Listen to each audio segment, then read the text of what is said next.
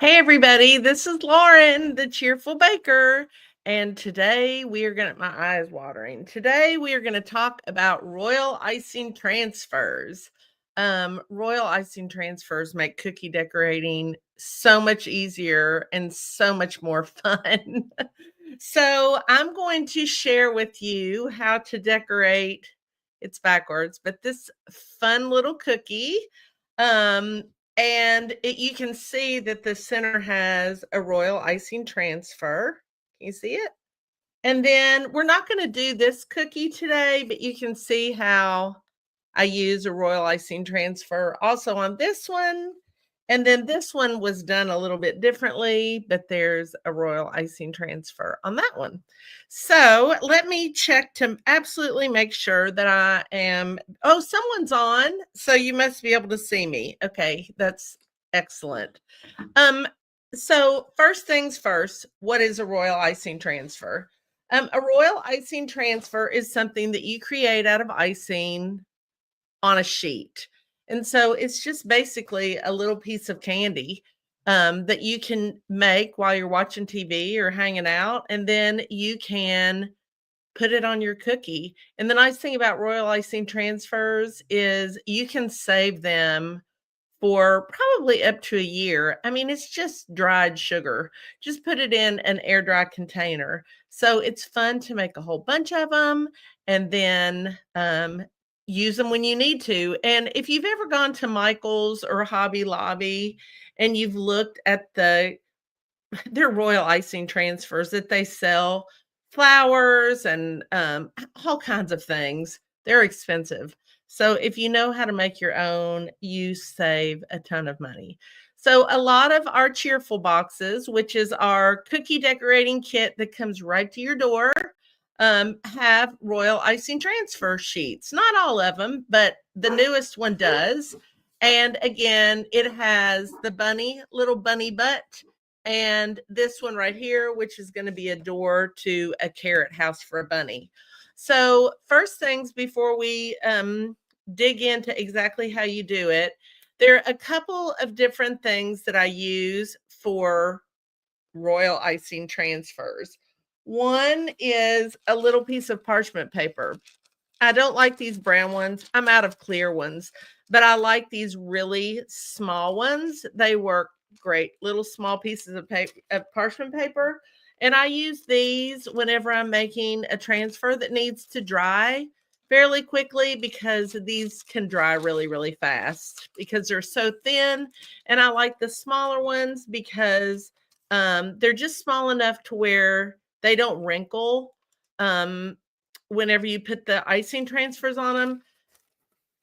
And I know that really doesn't make sense. But sometimes if you have a big piece of parchment paper and you put a lot of icing transfers on it, they can kind of wrinkle and warp a little bit. And so I really like these small ones, but I use the clear. I'm just out of them. Hey, Mimi. Another one that I use is I use my bag that I put my cookies in. These are also great. You could cut, once you print your transfer sheet, you could cut it out and you could just put it inside one of these bags, and you can pipe right on top of these. These work great. These don't dry as quickly as these. So these are great, but if you want them to dry faster, use parchment paper. Another one that I absolutely love is this right here. And I'm going to show you, let me show you what that is. I got this from Clear Bags. It's right here. It's a crystal clear premium protective closure bag. And it's so bizarre because under specifications on here, it does not say food safe, but it's something, there's something wrong with their website, because if you look it up, let me take this off. If you look it up on the phone, well, under specifications, can you all see that? Food safe. So they are food safe. But I love these. You all want me to put the link to these in the chat? Let me do that. And then I'll share with you why I really, really love them. Well, hold on. We'll try this again. There we go. Now, here's why I love those. They're the same size as your transfer sheet bag. So what I do is I just pop them in here. I close them up at the top. I do my transfers on here, and then I just wipe this off and keep it. So all my old transfer sheets, I keep in this. It's a huge time saver. If I do cookie classes, I will take my practice sheets and I'll put them inside these. These are great. You can also use gosh, that's a weird link, isn't it? Oh, here it is. You can also use the what do you call them? Things that kids use in school. Um, who knows what I'm talking about? Protectors. Protectors, but you just want to make sure that they are made out of something that's food safe. And once you find out what they're made of, you can just Google it. In most cases, it'll tell you. But the things that I've showed you today, acetate sheets. Oh, you use acetate sheets, Mimi? That's great. I know a lot of people use those. I don't use sheet protectors. Thank you. Sometimes I can't the words just don't come to me.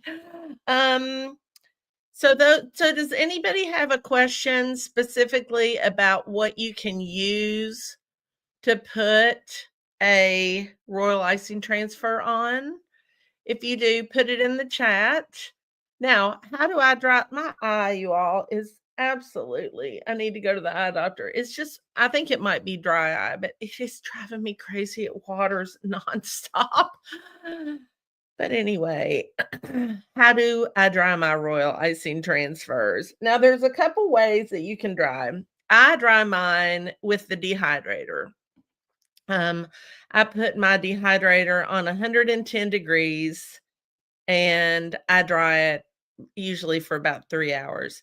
You don't want to put it higher than that because it can disintegrate your icing if it's too hot. So that's what I'll do. 110 for usually 3 hours and it works great. If you don't have a dehydrator, you could just sit them out on the counter, sit them out in front of a clean fan or on a cookie sheet. The main thing is whatever you pipe the transfer on, you don't want to move it after it's piped. So if you're going to put it in the dehydrator, actually pipe it on the dehydrator pan that you put in there. The same thing if you're going to sit them out on the counter, put your sheet on top of a cookie sheet. Don't move it after you've piped it because it'll make cracks in it. That's never good. The same thing with these. Definitely don't move these because they're really flexible. Like I said, these dry the fastest. Now, if you put these in your dehydrator, make sure that you do not put it on the middle rack because they're so flimsy and light. They'll just fly right off. So you want to put them on the bottom or the top, or you can put, something that's a little heavier on the edges to hold them down. But these are my favorite because they dry. They dry the fastest. So anybody have a question about that? The dehydrator that I use is from Cabela's. If I had to only keep one decorating tool as far as something kind of big that you don't necessarily need, it would be my dehydrator. I don't know how I could do cookies without it. My dehydrator goes all the way down probably to 50 degrees. It's just like a fan. So it doesn't dry the cookies out. I usually will keep it on about 70 degrees, 65 degrees. And as I'm decorating cookies, I'll put them in the dehydrator and just let the air run over it like a fan. It's really the greatest thing ever. You can also get small little dehydrators. Watch out if you do that because you want to make sure that there's enough clearance for your cookies. So if you put it in there, it doesn't get messed up. So if you all don't know, I have a cookie cutter subscription box. It's called the Cheerful Box, and it has cookie cutters, a stencil. It's if you want to improve your cookie skills, it's everything you need. It's the step by step tutorial. And so this month, there's only a few more days. You can only get it until the end of February, and a new design comes out. And so I'm going to share with you one of the designs in the box, and how to decorate it because it uses royal icing transfers.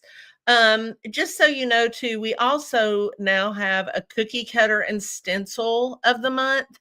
And what I'm showing you today is the cookie cutter and stencil also. And so I will post those links also in the chat just so you can see them if you're interested in checking that out. Hold on. If you're interested in checking that out, you can go to my website. But let's go ahead and get started with the fun part, the decorating. So here you go. I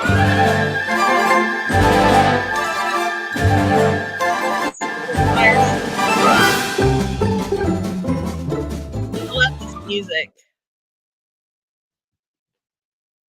This is the entire set of cookies that you make with the cookie cutters that come in the box. And now here's the royal icing transfer, and we're gonna do the bunny. And I have this inside a sheet protector, the one that I showed you all just a little bit ago. And I'm just taking gray piping icing, and I'm doing that squiggle in there so that I don't have cratering. Next, I'm gonna take flooding icing, and I'm just gonna fill this in. And like I said, this is a great thing to just, listen to a podcast, watch something on TV, make a ton of them. And then you'll have them and you can just plop them on top of cookies and they just make it so much cuter. Now, I'm going to allow that to crust over about 10 minutes because I don't want my feet to blend in with the body. So when I do a bunch of these, normally, the first one we will be crusted over by the time I finish the last one. So I'm doing the little feet. CJ or Caleb Jacobs. It never fail. It never fails. Did y'all hear my phone ring? My precious son, calls me 100% of the time when I get on the phone. It's really when I get on here, it's really funny. So now while that is wet, I'm going to go over top of it with flooding icing to make the little design. So I'm going to do this one again. That one I just did kind of a little blob in the center. This one I'm going to do a heart. But again, I'm doing this with piping ice or flooding icing. And then while the feet are wet, I'm going to take my flooding icing of my pink to do the details. So here I'm just creating a little heart. But I wanted to show you two ways. Then I'm barely touching the icing with my pink. And then once it's dry, I'm taking my white, thicker piping icing. I'm creating the little tail. And there it is on the cookie. Now I'm going to show you how I decorate this cookie. And again, this comes in the box. But it also is part of the Cookie Cutter of the Month Club. Let me tell my son I'll call him back.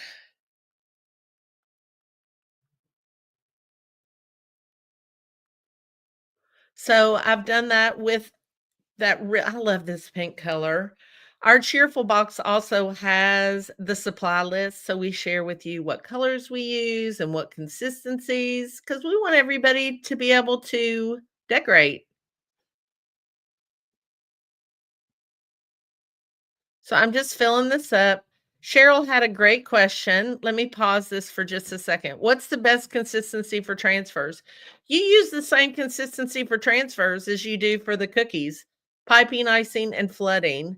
I would not use a real thin flood for transfers because they're so small. You can have more of a chance for cratering. So I would use maybe a 20, 22-second flood, but that's about what I use anyway because it's a little bit thicker, and it creates a little bit more of a puff. So that is a great question, Cheryl. So let's go ahead and do this. You can see I've outlined the edge, and then I'm flooding this from the when I flood, I always go from the outer edge of the cookie to the inside. And this is about 22-second. You can go on my Instagram and you can see where I actually do a timer with my icing and show you how long it takes when I pull a knife through it. And it's about 22 seconds. If I use thin icing, for me, it just falls over the edge. And I'm using my scribe just to wiggle around there. And next, I'm going to use the stencil. This is the stencil that comes with the box and with the Cookie Cutter of the Month Club. And I'm putting this on after my cookie has completely dried, at least 4 to 6 hours. I usually do it overnight. That was a Mist Pearl Sheen. And I'm just going to use this to help me know where my letters are going to be. Of course, you could use a darker color and just leave it like this, but I want to show you a kind of a different way to do it with the Mist. So do you see how you can barely see those letters on there? I'm going to use that for my guide for my letters. So this is piping consistency.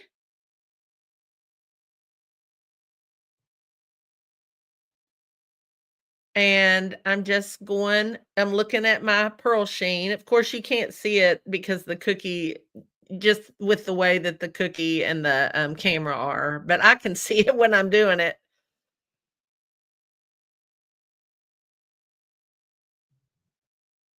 And once I've done the outline, I'm just going to do the inside of the cookie. This is with, like I said, thicker consistency.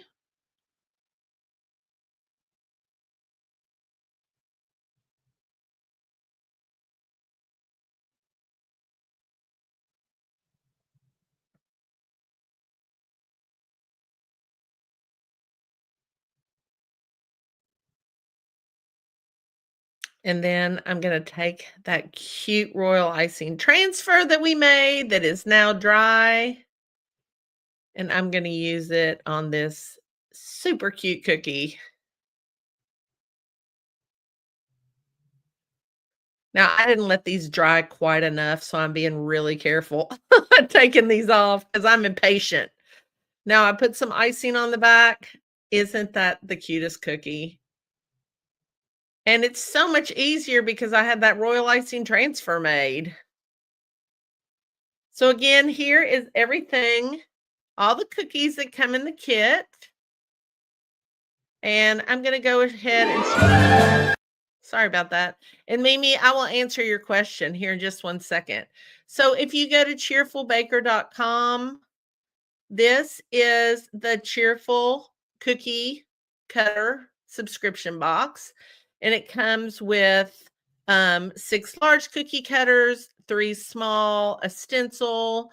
Well, here, let's look right here. 6 large cookie cutters, 3 minis, a stencil, lifetime access to an online cookie decorating class, a supply sheet with an icing color palette, a cookie cutter storage bag.